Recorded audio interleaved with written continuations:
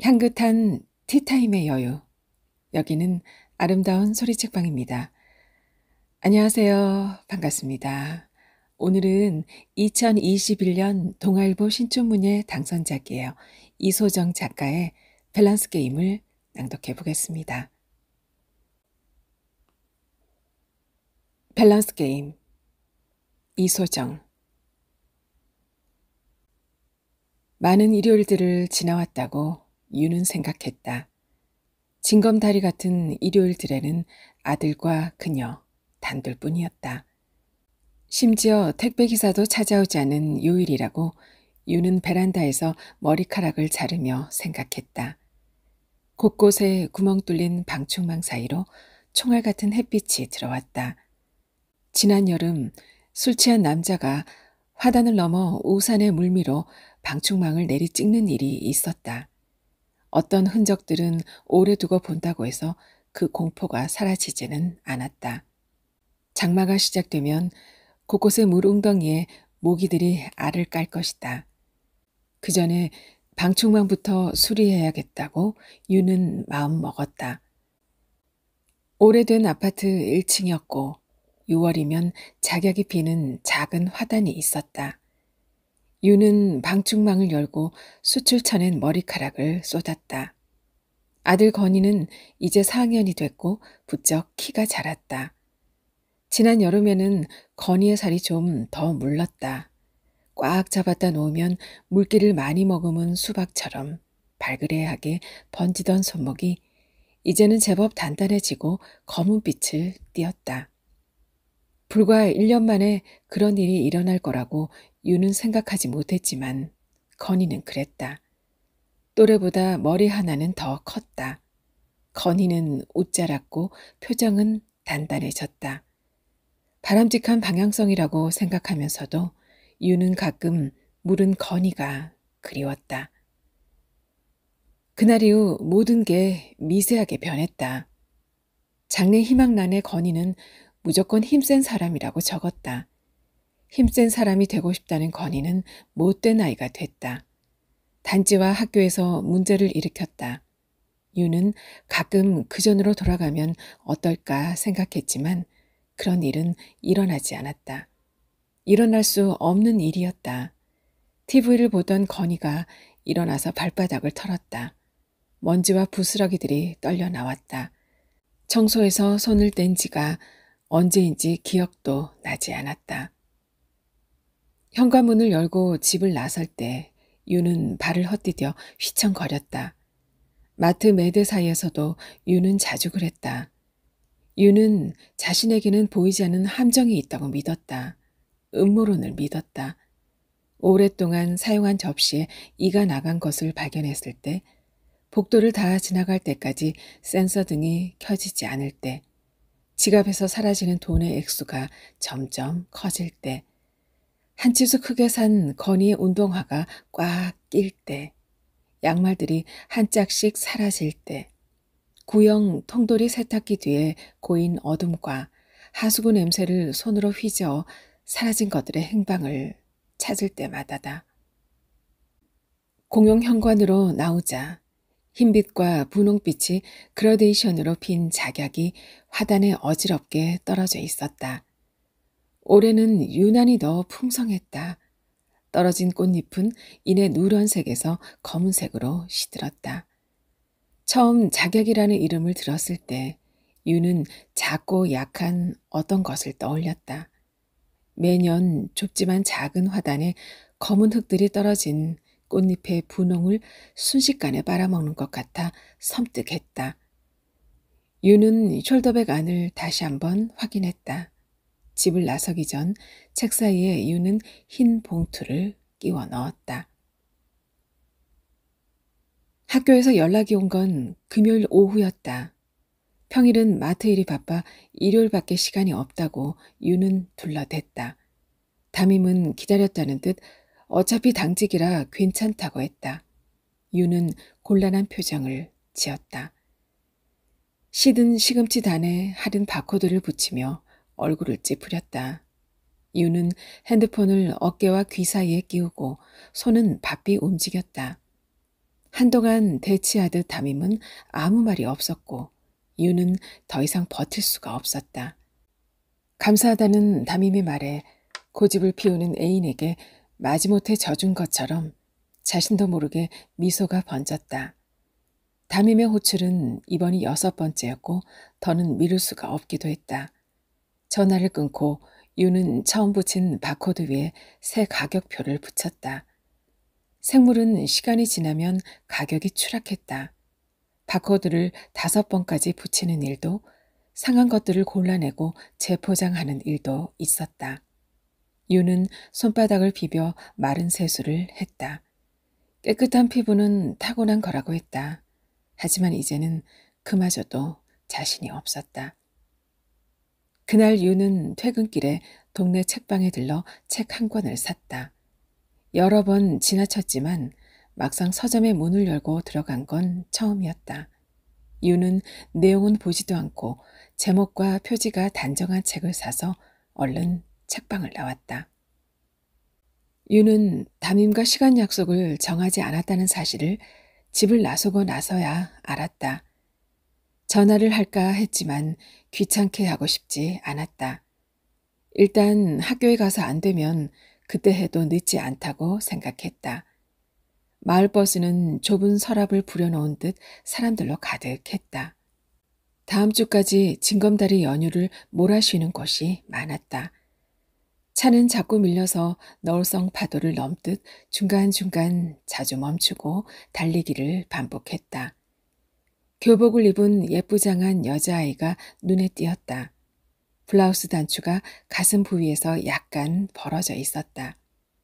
교복만 아니었다면 전혀 아이로 볼 수 없는 성숙한 얼굴이었다. 윤은 그 나이 때 자신을 떠올려 보려 했지만 잘 생각나지 않았다.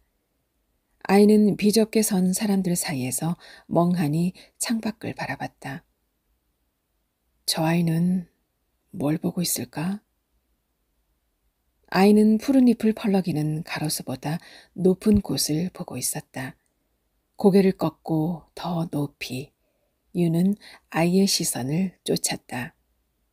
증권사 빌딩 꼭대기에 송전탑을 발견하고 윤은 반가웠다. 하지만 이내 윤은 아이가 보는 게 그건 아닐 거라고 생각했다. 작고 녹슨 송전탑. 수신이 끊긴 지 오래인 그건 마치 윤의 인생 같았다. 이제 막 피어나기 시작하는 아이가 볼만한 것은 아니었다. 하늘을 보는 거겠지.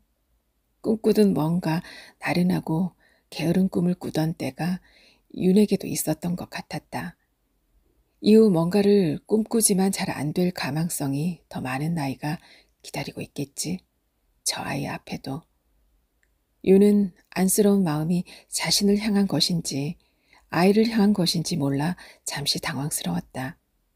그런 것들과는 아무 상관없이 아이는 어느새 자리를 잡고 앉아 태연하게 핸드폰을 보며 환하게 웃기 시작했다. 오늘도 예쁘고 내일도 예쁠 것이었다. 윤은 누가 더 안쓰러운지 확실해졌다고 생각했다. 늦어? 윤을 보지도 않고 TV에 시선을 둔 채 건이는 그렇게만 물었다.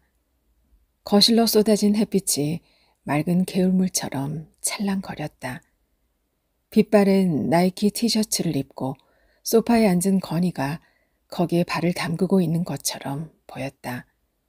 윤이 아니 안 늦어 라고 말하자 더 이상 말이 없었다. 티셔츠 한가운데에 적힌 Fear of God 라는 글자가 대답 대신인 것 같았다. 윤은 학교에 간다고 말하지 않았다. 볼 일이 있다고 말했을 뿐이다. 아니, 늦을지도 몰라. 늦을 거야. 윤은 뭔가에 쫓기듯 다급하게 다시 말했다. 일부러 그래줘야만 할 것 같았다. 윤과 눈을 마주치지도 않고 말수는 줄었지만 그럴 나이였다. 부모 몰래 무언가를 하고 싶어하는 나이. 건이가 오늘은 좀 더 TV를 많이 볼지도 모르겠다고 얌전히 앉아 배고픈 줄도 시간이 가는 줄도 모르고 그렇게 물속에 발을 담그고 앉아 있을지도 모르겠다고 유는 생각했다. 먼저 이혼한 걸로 선배라고 말하기를 좋아하는 명예는 우리는 평생 내가 나를 먹여 살려야 하는 팔자라고 했다. 셀프 가장이라고도 했다. 지레 짐작한 명예에게도 그 누구에게도 유는 이혼한 적이 없다고 말하지 않았다. 아이가 대부분의 시간에 혼자 있다고 말하지 않았다. 대신 바쁜 유는 건이가 아주 어릴 때부터 TV를 틀어줬다. 잠깐 이거 좀 보고 있어. 유는 잠깐이라고 생각했지만 건이는 일기에 TV는 내 친구라고 적었다. 글씨체가 아이답지 않게 단정한 것이 마음에 들었다. 교문에는 빛바랜 플래카드가 걸려 있었다. 학교는 세상에서 가장 안전한 놀이터입니다. 정문 오른쪽으로 모래를 깐 저학년 놀이터가 있었다. 놀이터 둘레에는 폐타이어들이 반쯤 파묻혀 경계를 세우고 있었다. 기역자 건물에 가린 모래 놀이터와 달리 대운동장은 학교 중심에 있었다. 트랙들과 마른 흙들이 햇빛을 받아 바짝 말라 있었다. 아이들 몇이 가방을 꼴대 앞에 던져두고 축구를 하고 있었는데 키가 모두 제각각이었다. 유는 그 가운데 한 명쯤 건이를 아는 아이도 있지 않을까 하는 의심으로 아이들의 얼굴을 유심히 살폈다. 아무리 봐도 그중 누가 건이를 알까? 알아낼 수 없는 수수께끼 같았다. 건이는 한 번도 친구를 집으로 데려온 적이 없었다. 친한 친구의 이름을 물으면 그냥 다 친하다고만 했다. 학교 생활에 대해서는 거의 말을 안 했다. 마트로 학부모 모임을 끝낸 엄마들이 장을 보기 위해 몰려온 적이 있었다.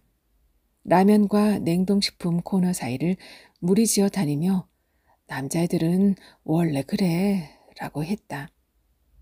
유는 이벤트 매대를 정리하다 그 말을 듣고 안심이 됐다. 그리고 유는 그날 또 한 가지 사실을 알아냈다.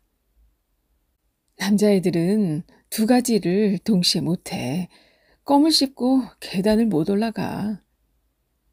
엄마들이 함께 웃었다. 윤도 표신하지 않게 따라 웃었다. 웃다가 순간 멈췄다. 윤은 평일에 참관 수업이나 면담, 학부모 모임에 가지 않았다. 청과 담당인 윤은 마트에서 로컬 푸드가 입고되는 오전 타임을 빼기가 곤란했다. 애초에 그런 말을 하는 것이 거북했다. 올해 초 마트는 주 35시간 근로시간 단축을 시행했다. 하지만 그 이면에는 휴게시간 단축이라는 꼼수가 있었다. 익산이 고향인 점장은 배려가 사람들을 다 베린다며 근무 중 화장실에 가는 것조차 못마땅해 했다. 그래서 유는 일을 하는 동안에는 물을 마시지 않았다. 자주 목이 말랐지만 배려가 아닌 권리를 말하기가 쉽지 않았다. 건이는 늘 괜찮다고 했기에 대수롭지 않게 생각했다. 몇 달 전 명예가 반에서 건이만 보호자가 오지 않았다고 들은 말을 해줬다. 요즘은 대부분 양쪽 부모가 다 온다. 하나도 아니고 둘 다. 무슨 병풍처럼 서 있는다고 명예는 억울한 듯 말했다. 그 말을 듣고 유는 갑자기 얼굴이 붉어져서 싹이 난 감자를 골라내고 재포장하는 일을 엉망으로 하고 말았다.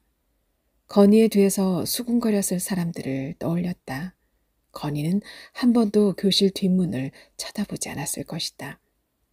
괜찮다고 했으니까 혹시 내내 뒷문을 신경 쓴 게 아닐까?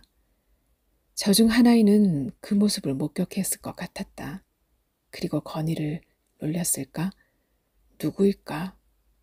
유는 싹이 난 감자를 골라내듯 그 아이를 찾아내 혼을 내주고 싶었다. 아이들이 일으킨 흙먼지가 가라앉자 운동장을 가로질러 젊은 남자가 윤을 지나쳤다. 통화를 하며 급하게 교문 밖으로 뛰쳐나갔다. 어딘가 낯이 익다고 생각했지만 어디서 만났는지 알 수 없었다. 마트 단골 손님이겠지. 바다색 폴로 셔츠에 상아색 면바지를 입은 그는 어느새 사라지고 없었다. 유는 운동장을 가로질러 건물 안으로 들어갔다. 유리문에는 외부인 출입 금지 안내판이 걸려 있었다.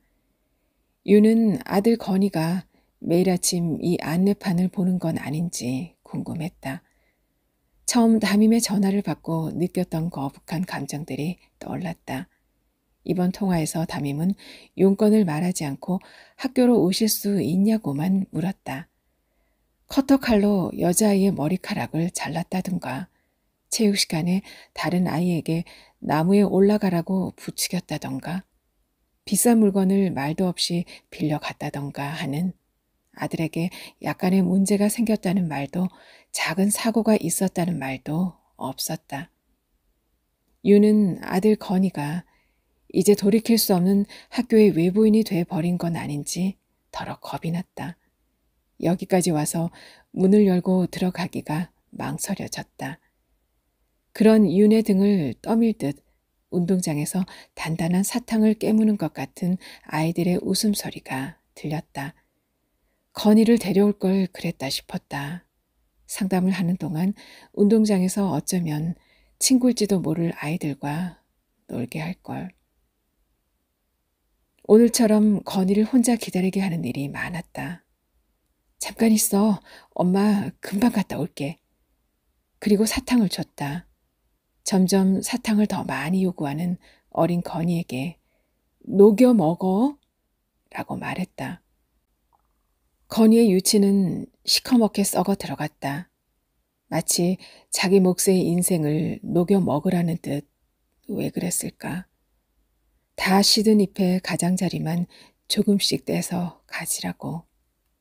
한꺼번에 와라 깨먹는 즐거움도 있다는 것을 왜 가르쳐주지 않았을까? 유는 다시 운동장으로 돌아나가고 싶지 않았다. 외부인 출입금지 팻말이 있더라도 앞으로 나가야 했다.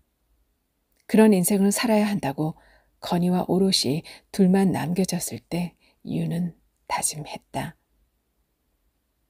정 선생을 만나러 오셨죠? 교무실이 아닌 나란히 붙은 교장실 문이 열렸다. 네, 4학년 건이 엄마입니다. 유는 뒤늦게 안녕하세요 라고 덧붙였다. 타들어가는 목소리였다. 목이 말랐다. 그는 자신이 이 학교 교장이라고 말했다. 정 선생이 급한 일이 생겨 방금 전에 나갔다고 했다. 못 보셨어요? 유는 방금 전 교문을 나간 남자를 떠올렸다. 익숙함은 목소리 때문인 것 같았다. 친절하고 따뜻한 목소리. 용기를 내세요. 유는 뒤늦게 얼굴이 붉어졌다. 서서히 퍼지는 열망에 차가운 물을 붓는 것처럼 윤에게 교장은 좀 들어오세요. 라고 단호하게 말했다. 윤은 어떤 감정을 들킨 것 같아 조바심이 일었다. 교장은 전체적으로 체구가 작고 말랐다. 걸을 때마다 바지 밑단이 펄럭거렸다. 몸이 아니라 뼈를 넣어둔 것 같았다. 얼굴이 파리했고 피곤해 보였는데 일요일이라 그랬는지 수염을 깎지 않아 더욱 부스했다. 교장실에 윤을 혼자 두고 나가 그는 커피를 타왔다. 윤은 뚱뚱한 벽돌색 가죽 소파가 마주보고 있는 교장실이 불편했다. 열린 창문으로 여전히 아이들의 목소리가 들려왔다. 해가 질 때까지 어쩌면 해가 지고 나서도 운동장을 떠나지 않을 것 같았다. 언젠가 학교 운동장에는 졸업을 하지 못하고 죽은 아이가 밤마다 그네를 탄다는 얘기를 들은 적이 있다. 밀어주는 사람 하나 없이 오지 않는 친구들을 기다리며 혼자 그네를 타는 아이. 그 아이의 마음을 왠지 알 것도 같았다. 왜? 알 것 같지? 알지. 그런 것. 누구도 영원히 알지 못했으면 하는 것들이었다. 혼자 아이를 키우신다고요? 교장은 연민도 동정도 없이 말했다. 유는 그런 걸 어느 정도 기대했다. 그렇다면 일이 좀 더 수월해질지도 몰랐다. 유는 말없이 고개만 끄덕였다. 교장도 한동안 말이 없었다. 윤을 쳐다보는 시선이 묘하게 사람을 불편하게 만드는 태도였다. 건이는 학교 토끼장에 개를 집어넣었다. 본교 아이들이 아끼고 사랑하는 장소였지요. 윤은 처음 듣는 얘기였다. 학교에 토끼가 살았다는 것도 몰랐고 개가 함께 살았다는 것도 몰랐다. 당연히 건이가 학교에 따로 떨어져 살았던 토끼와 개를 한 우리에 집어넣었다는 것도 몰랐다. 그리고 이 일이 어떤 의미인지, 이 사건의 크기가 얼마만큼인지 몰라 당혹스러웠다. 누가 다쳤나요? 교장은 한참 뜸을 들인 뒤 말했다. 죽었죠. 유는 순간 검은 물이 울컥 쏟아져 들어오는 것 같았다.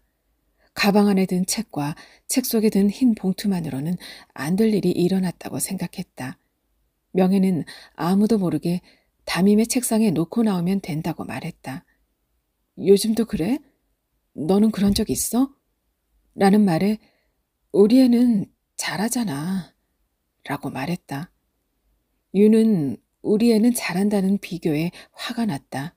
하지만 지금은 그 말이 사실이 되어버린 것 같아서 두려웠다. 죽었죠. 토끼가 2마리나. 유는 어렸고 뭘 몰랐다. 학부모 모임 같은 데를 빠져도 된다고 생각할 만큼 유는 자신이 허술하고 만만하다는 걸 알고 있었다. 그래서 그런 일들에 속수무책으로 당하고 싶지 않아서, 들키고 싶지 않아서 유는 아무도 모르는 곳으로 이사를 했다. 이사한 곳의 놀이터에서 엄마들과 친해지지 않았고 가진 것보다 더 가지려고 애쓰지도 않았다. 토끼가 죽어서 다행인가 보군요. 유는 목이 말랐다. 떨리는 손으로 물 대신 커피를 마시다 그를 쳐다봤다. 그럼 다행이 아니란 말인가? 불쌍한 토끼들이 떠올랐지만 그럼에도 유는 다행이라고 생각했다. 다행은 다행인 거였다. 교장은 윤을 못마땅하게 쳐다봤다. 죄송합니다. 라고 말하자 당연하다는 듯 교장은 고개를 끄덕였다.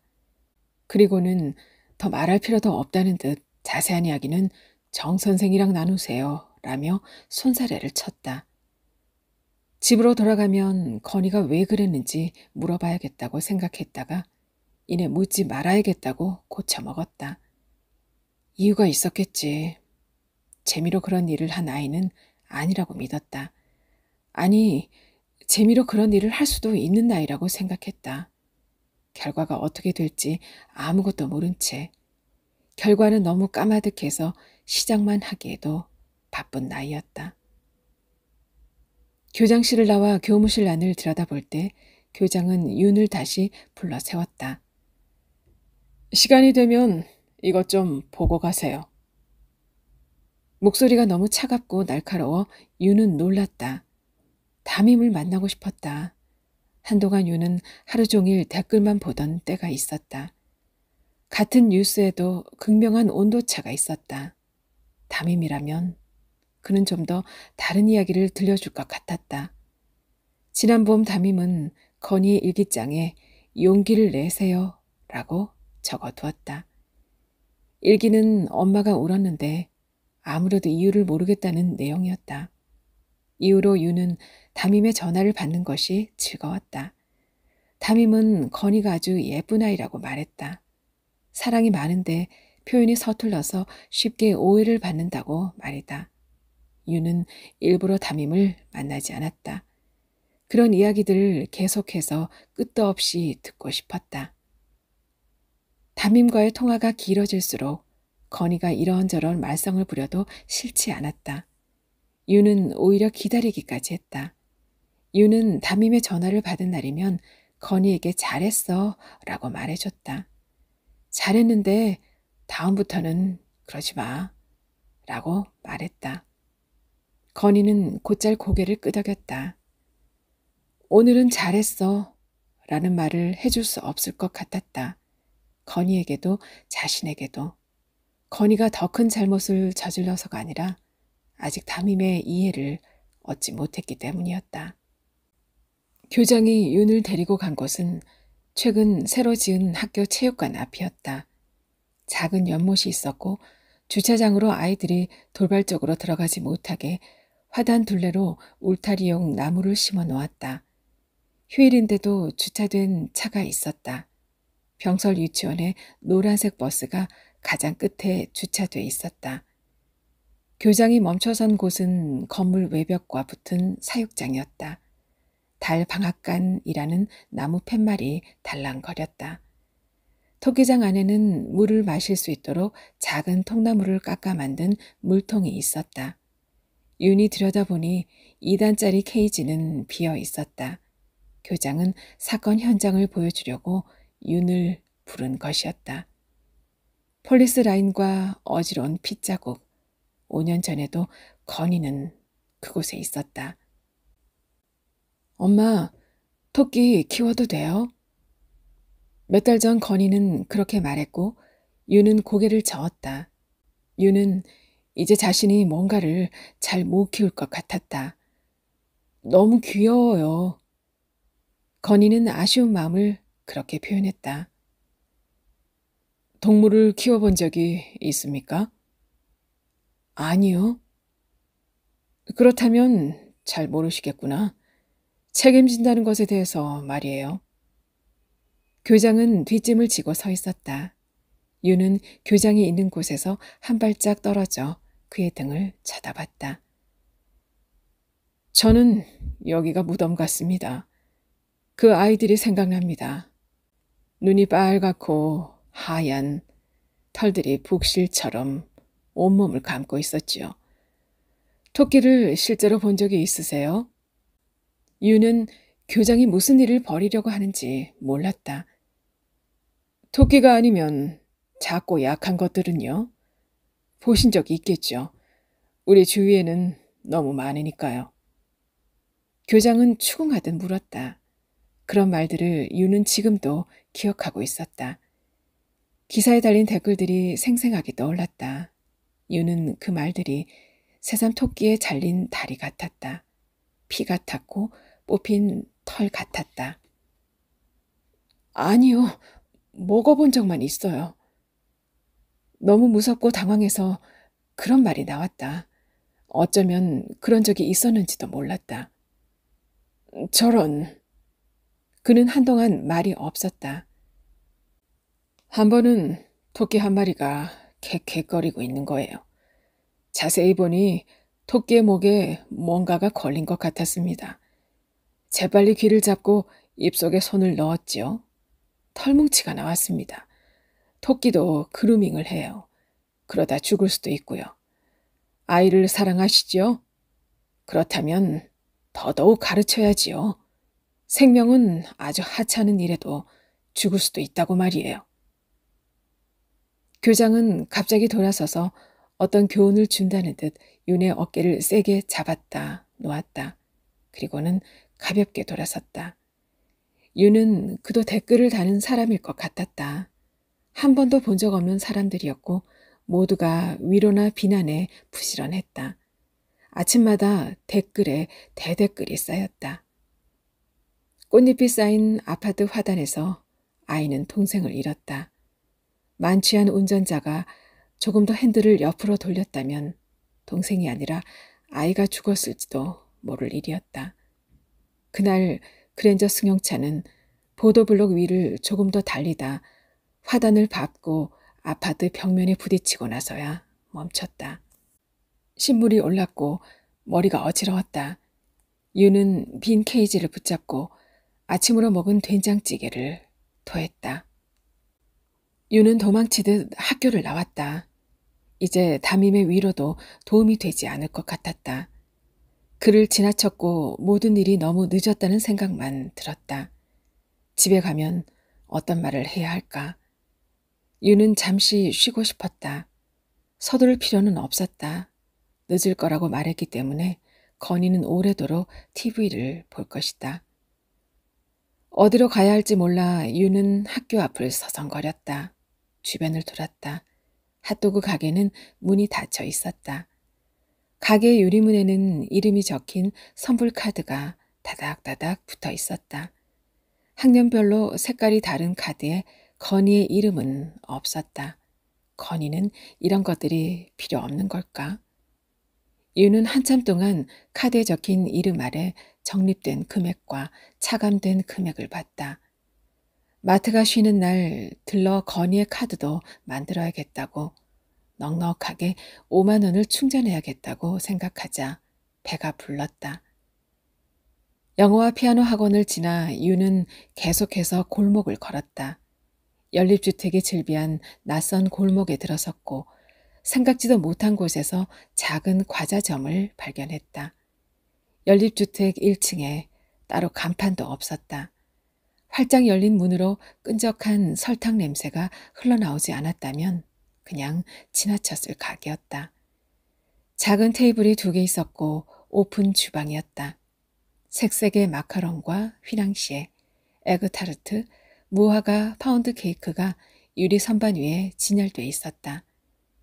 주인은 매장 판매보다는 주문 위주로 운영하고 있다고 말했다. 손등이 부드러운 반죽색이었다. 유는 무화과 파운드 한 조각과 커피를 시켰다. 케이크를 다 먹고 하얀 테이블 위에 부스러기를 손으로 모아 접시에 담을 때 맞은편 골목 모퉁이에서 여자가 뛰쳐나왔다. 뒤이어 쫓아온 남자는 여자를 잡아 앉혔다. 한낮에 전봇대 앞에 불편한 자세로 쪼그려 앉는 남자와 여자가 이상하게 보였다. 이내 둘은 세상에 둘뿐인 듯 큰 소리로 말하기 시작했다. 죽을 거야. 안 돼. 흥분한 목소리는 바로 옆에서 듣는 것 같았고 유는 그 말이 신기했다. 죽음도 허락을 구하고 또 반대도 할 수 있는 거라는 그 순진한 모기가. 그럼 방법이 없잖아요. 하루하루가 지옥이에요. 알아요? 내가 얼마나 무서운지. 그런데 그거 알아요? 내가 무서우면 선생님도 무서워해야 할 거예요. 혼자만 당할 줄 알고. 유는 그제야 여자를 알아봤다. 버스에서 봤던 아이였다. 하지만 윤이 놀란 건 아이 때문이 아니었다. 연신 담배를 피우고 있는 남자, 윤을 지나쳐 교문 밖을 뛰쳐나가던 건희의 담임이었다. 바다색 폴로 셔츠에 상아색 바지가 그대로였다. 윤은 그를 알아보지 못한 죄책감을 그제야 털어버린 듯 순간 반가웠다. 반가웠다가 윤은 천천히 자신의 좁은 내부에서 어떤 기대가 서서히 죽어가는 것을 느꼈다. 나쁜 짓 할 생각 마. 내가 다 해결할 거야. 이보다 더 나쁜 짓이 어디 있어요? 풍선처럼 배가 커질걸요? 햇빛을 많이 받고 단시간에 자란 것들이, 예쁘고 싱싱한 것들이 가장 먼저 상했다. 언제나 그건 사실이었다. 어둠에 재를 묻힌 감자나 당근 같은 것들은 비교적 나중에 할인 매대에 올랐다. 유는 그제야 아이의 벌어진 블라우스가, 파리하고 건조한 얼굴이 이해가 됐다.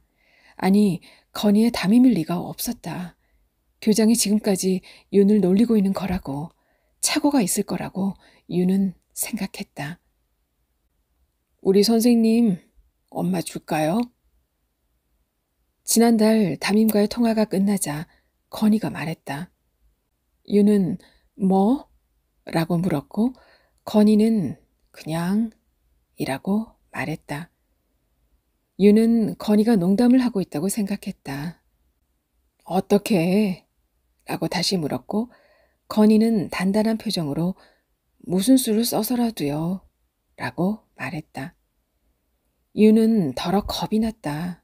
건희의 표정이 감자 싹처럼 검고 불길해서 유는 애써 농담처럼 웃으며 그래, 그래라. 그렇게 말하고 말았다. 설마 그래서 건희가 토끼장에 개를 집어넣은 걸까? 유는 불안했다. 미안해. 아니, 내가 더 미안해요. 한낮의 폭죽처럼 화를 내던 둘은 이제 서로 무릎을 꿇고 앉아 울었다. 여자아이는 대성통곡을 했다. 주인 여자가 반죽을 밀다 말고 그 모습을 한동안 쳐다봤다. 계속될 것 같은 눈물은 또 어느 순간 뚝 그쳤다. 우리 밸런스 게임 해요. 종잡을 수 없는 여자아이. 남자는 못 말리겠다는 듯 고개를 끄덕였다. 그리고 언제 그랬냐는 듯 둘은 서로의 눈물을 닦아주고는 웃었다. 우리 조금만 더 용기를 내자.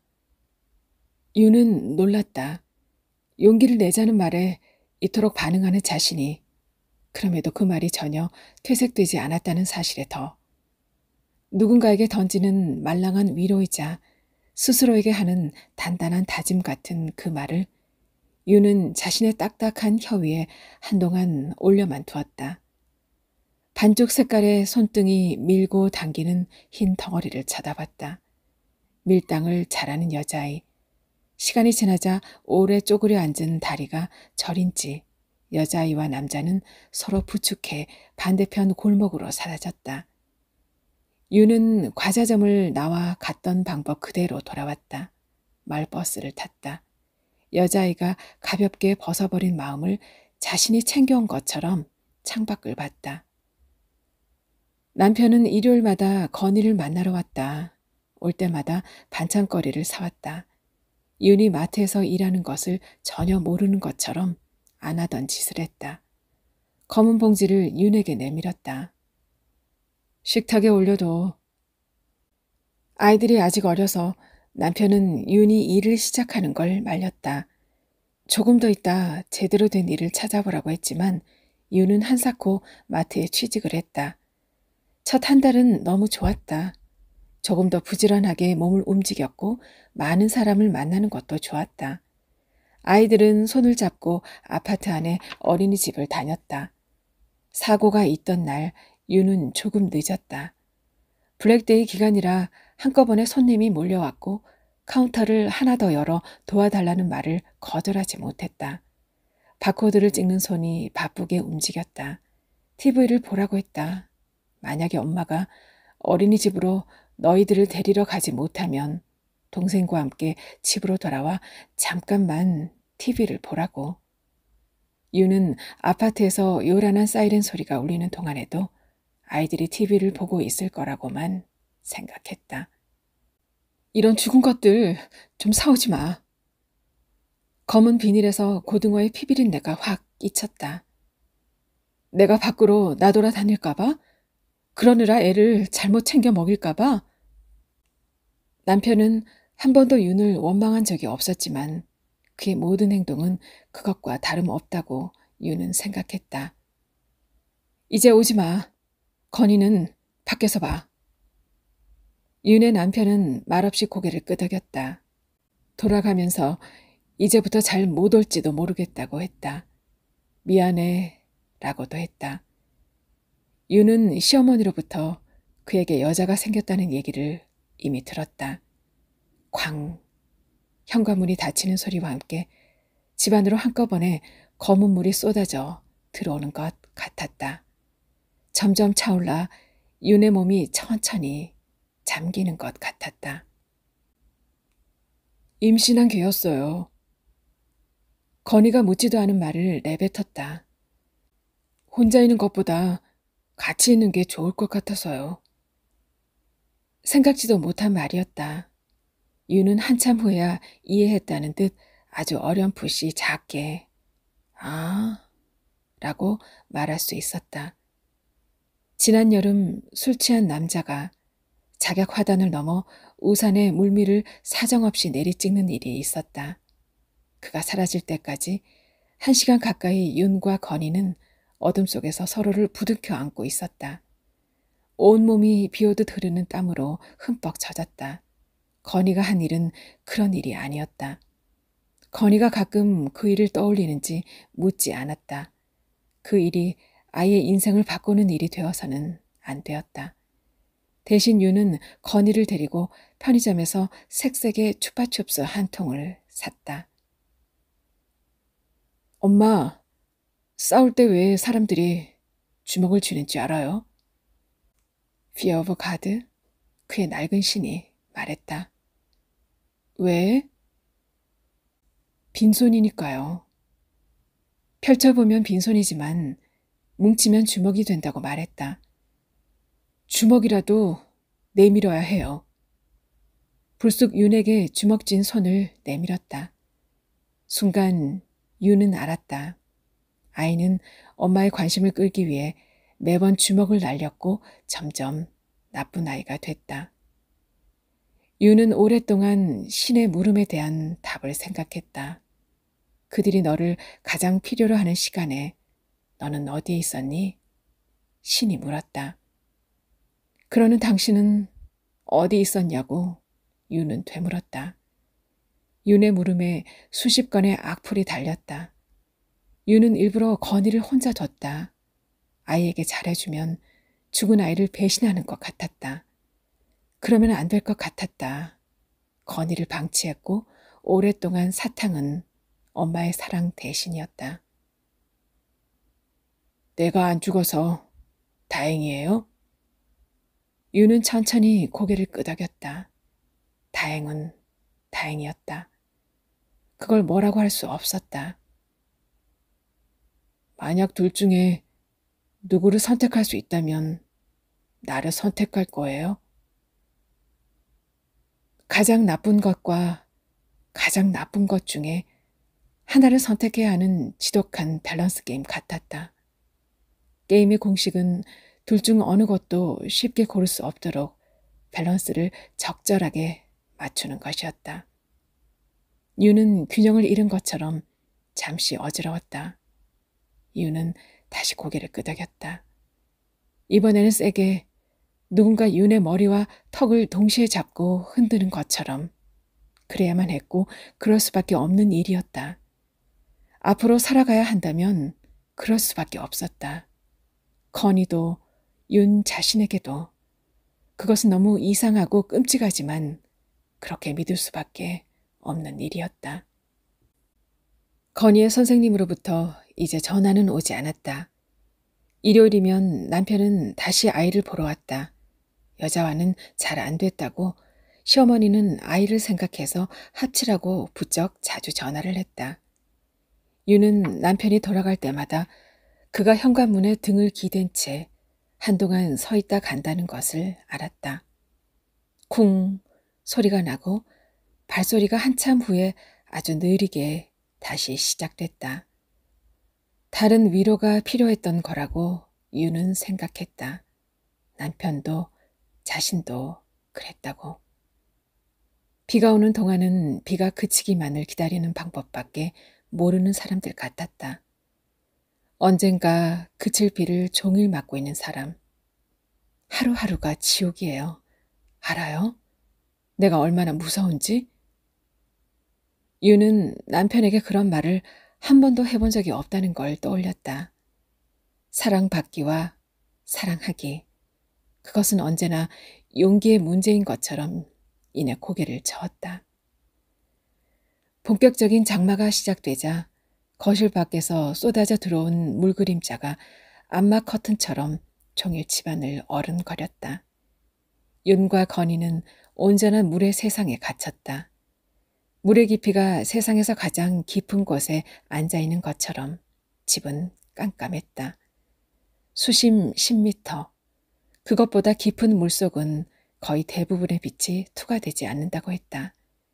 비가 그치고 여름이 끝나면 봉투에 넣었던 돈을 꺼내 방충망을 새로 해야겠다고 생각하는 동안에도 집은 한층 더 깜깜해졌다. 유는 집이 점점 가라앉는 것 같았다.